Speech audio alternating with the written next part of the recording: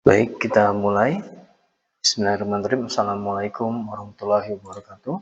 Selamat bertemu kembali di channel Secara Sederhana yang membahas teori secara sederhana dengan bahasa yang sederhana.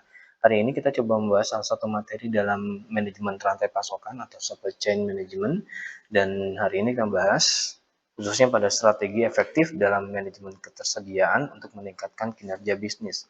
Seperti yang kita tahu bahwa yang namanya dalam bisnis, ketersediaan dari barang yang akan kita jual atau bahan baku yang akan kita proses, itu harus tersedia dengan stok yang mencukupi. Tentunya dalam hal ini mencukupi dalam artian tidak kurang tapi juga tidak lebih dalam sebuah proses produksi yang akan kita lakukan.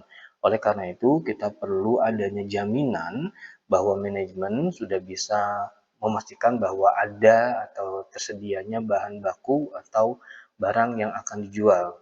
Nah, untuk itu, kita perlu tahu juga bahwa tujuan dari manajemen ketersediaan adalah untuk memastikan bahwa ketersediaan barang yang tersedia selalu cukup untuk memenuhi apa yang diminta oleh pelanggan, tentunya dalam hal ini adalah barang-barang sudah jadi gitu ya, atau dalam proses misalnya pelayanan, semua barang-barang yang dibutuhkan dalam proses pelayanan itu tersedia gitu ya, atau mungkin ketersediaan dalam bahan baku yang nanti akhirnya akan diproses menjadi barang jadi.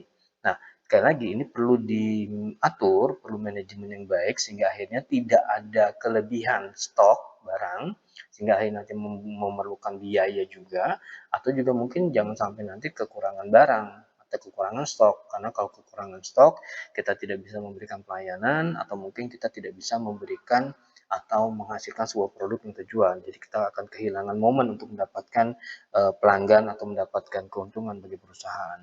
Nah, ada beberapa kunci dalam permasalahan ini. Yang pertama adalah persediaan, ya. Jadi ini beberapa pengertian. Persediaan adalah barang-barang yang disimpan untuk dijual atau untuk digunakan dalam proses produksi. Jadi barang ada dua macam. Jadi ketersediaan yang dilihat di sini adalah ketersediaan dari barang yang siap jual, jadi barang udah jadi gitu ya, atau siap dipakai dalam proses pemberian pelayanan gitu ya, atau mungkin di sini adalah barang-barang yang kita pakai dalam proses produksi. Lalu berikutnya adalah kita juga harus melihat bahwa ada permintaan dari pasar, kebutuhan dari pasar tentang produk yang diminta seperti apa gitu ya, apakah ada perubahan, apakah memang masih ada, kalau masih ada berapa jumlahnya, tapi kalau misalnya ada perubahan kita harus melihat adanya tren yang diinginkan sehingga akhirnya kita harus merubah berapa persediaan yang harus kita miliki atau mungkin ada perubahan spesifikasi dari bahan bakunya. Tentunya ini sekali lagi harus berhubungan dengan para pemasok atau supplier. Berikutnya adalah biaya persediaan. Nah, perlu kita tahu bahwa yang namanya persediaan yang kita simpan dalam sebuah gudang itu memerlukan biaya. Sehingga akhirnya kalau misalnya barang yang kita beli kebanyakan, itu akhirnya juga nanti akan membuat biaya. Tapi kalau misalnya kita juga kekurangan stok juga itu juga akan menghasilkan biaya. Kenapa?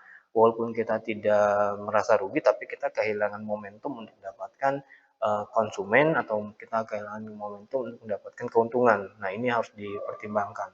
Oleh karena itu sekali lagi perlu adanya analisa dari kebutuhan dari beberapa kunci tadi sehingga akhirnya kita bisa melihat bahwa adanya permintaan yang berubah sehingga akhirnya kita juga harus bisa membuat perencanaan sehingga akhirnya perusahaan bisa berkembang atau melakukan penyesuaian seperti inovasi dan seterusnya sehingga akhirnya kita bisa melakukan perubahan itu dan mencapai keuntungan yang maksimal untuk perusahaan. Sekali lagi, ini memerlukan data sehingga akhirnya data tersebut perlu bantuan dari teknologi informasi, entah itu dari menggunakan dari suara dari pelanggan, misalnya pelanggan membutuhkan sebuah jenis pelayanan baru atau barang yang baru, kita juga harus tahu juga dengan bantuan teknologi kita juga bisa memprediksi kira-kira tren apa yang akan terjadi sehingga akhirnya dengan bantuan data yang kita analisa dengan bagus gitu ya kita bisa mengambil keputusan apa yang harus dilakukan oleh perusahaan sehingga akhirnya kita bisa responsif, kita bisa adaptif sehingga akhirnya tadi kita bisa mendapatkan bukan hanya minimalisasi biaya dari penyimpanan tapi juga kita bisa mendapatkan peluang-peluang dalam hal ini peluang yang mungkin terjadi karena ada perubahan selera pasar atau sebagainya.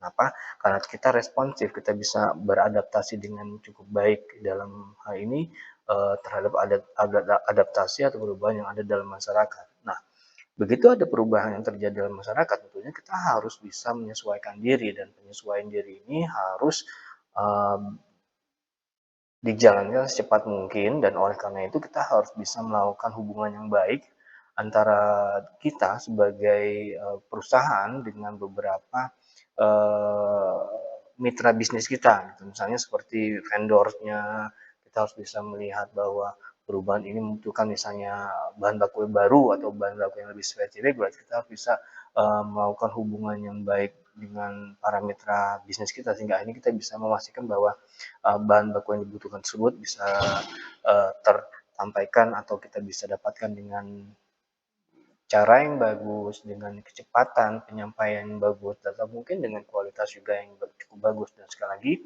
ini hanya bisa dilakukan bila kita mempunyai networking yang cukup bagus dengan para pemasok, dengan rekan bisnis yang lain, sehingga akhirnya kita bisa berkolaborasi, sehingga akhirnya kita bisa lebih adaptif dalam menghadapi perubahan, baik itu perubahan dari selera atau mungkin perubahan jumlah gitu ya. Karena yang namanya barang yang kita produksi terkadang, beberapa kasus gitu ya, jumlah barangnya itu fluktuatif dari, waktu ke waktu, sehingga akhirnya kita harus, bisa melihat trennya, sehingga akhirnya kita tidak salah juga dalam mengambil keputusan.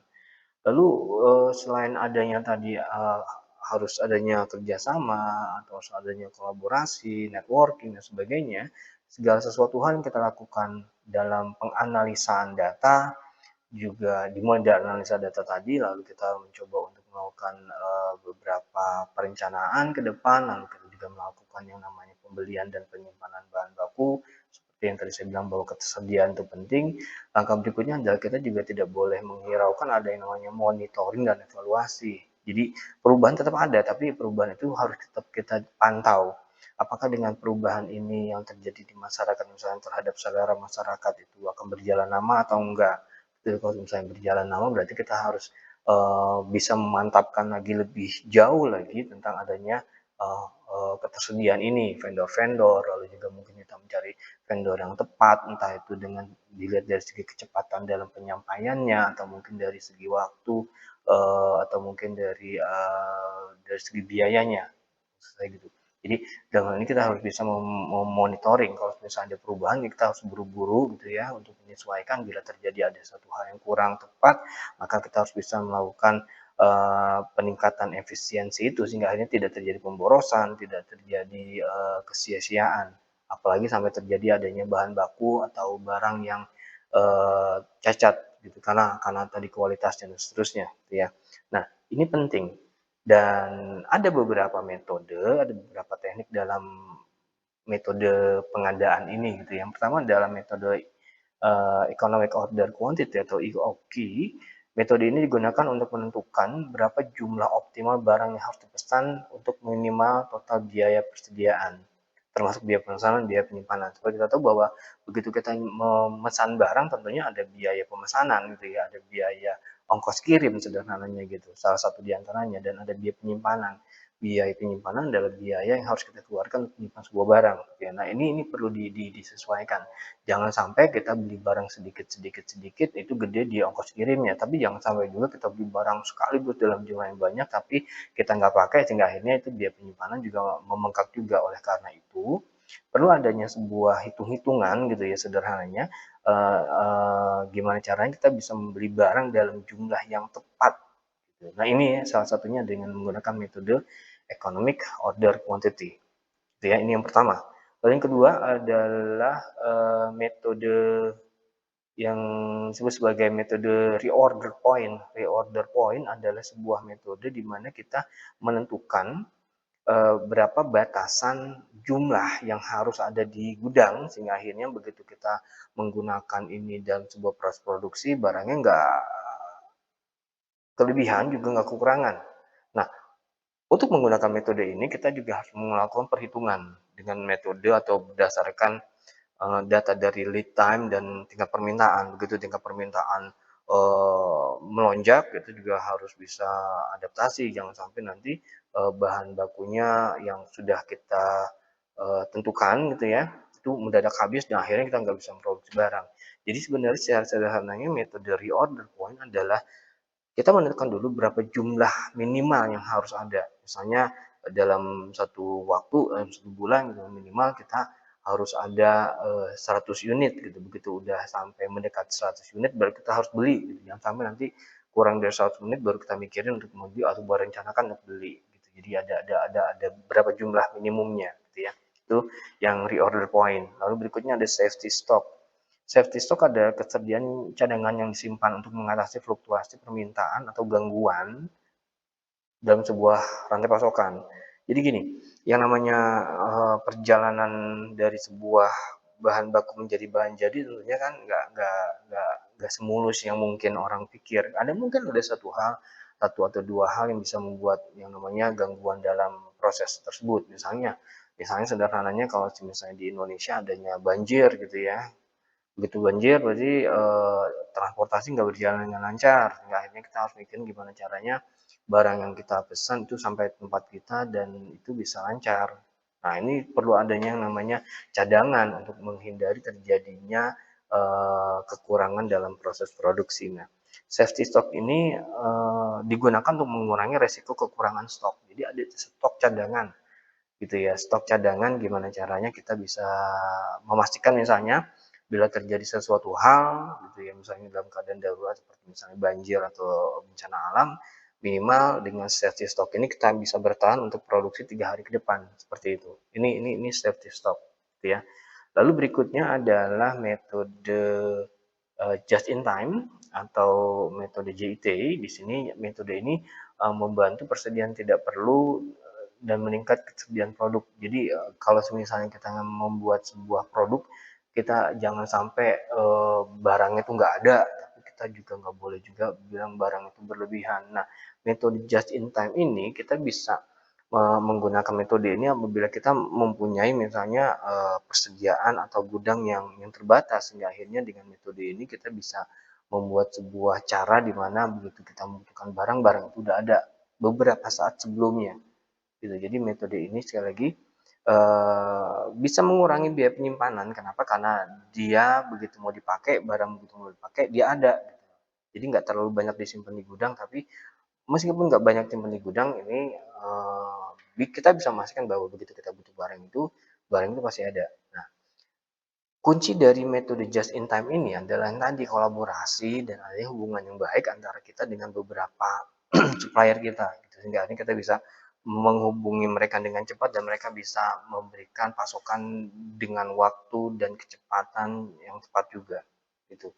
Ini beberapa metode yang bisa disampaikan, nggak banyak tapi sekali lagi ini baru beberapa metode aja sebagai pembuka aja. Jadi kalau misalnya nanti teman-teman nanti ada yang mau lebih dalam lagi silahkan untuk mencari referensinya di beberapa buku atau beberapa artikel di internet.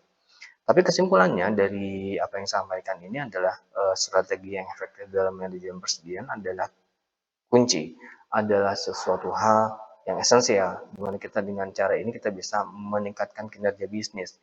Sehingga akhirnya bagian operasional nggak kekurangan material, bagian produksi juga kekurangan bahan baku, bagian pemasaran juga bisa dengan lancar mempromosikan dan menjual produk-produknya, sehingga akhirnya dengan cara seperti ini perusahaan bisa mendapatkan keuntungan yang cukup besar. Dan tentunya bila terjadi sesuatu hal yang membuat pasar berubah atau secara berubah dengan adanya ketersediaan yang tepat ini, kita bisa melakukan penyesuaian dan ini mengakibatkan kita menjadi perusahaan yang kompetitif dalam pasar. Hingga akhirnya tadi kita bisa memastikan adanya pertumbuhan yang berkelanjutan dari perusahaan.